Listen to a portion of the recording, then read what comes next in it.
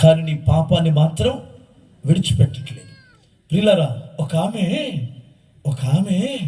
Road పక్కన ఇదేంటి ఒక బియ్యం మూట 50 కేజీలు బియ్యం మూట ఎత్తుకొని ఒక పెద్దామా అయ్యా దేవుడా అనుకుంటూ వెళ్తుందట.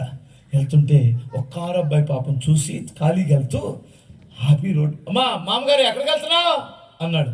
ఆ పక్కూరు వెళ్తున్నాను బాబు అనింది. ఎక్కుతావా కారు అన్నాడు.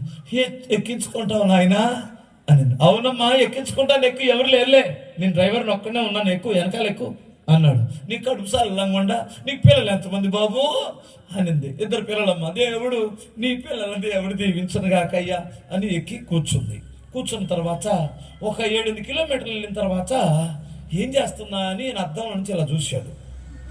చెమటలు గొక్కుతుంది, ఏసీ కారులో ఉంది. కారు ఆపి, ఏందమ్మా మూట తల మీద పెట్టుకొని కూర్చున్నా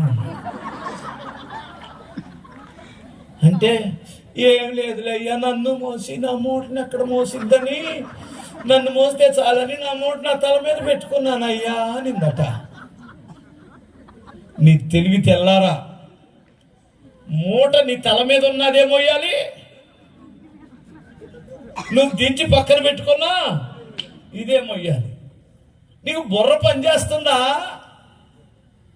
ఆ మూట పక్కన పెట్టుకొని కాస్త రిలాక్స్ అవ్వమంటే నీ మూట నిడిచిపెట్టవే. ఇది ఎంతమంది తెచ్చుకున్నారో మూట?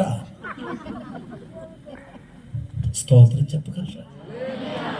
మూట విడిచిపెట్టావా? పాపపు మూట నీ వీపు మీద నుంచి తీసేయాలనే 2000 సంవత్సరాల క్రితం ఆయన సిలువలో మరణించాడు.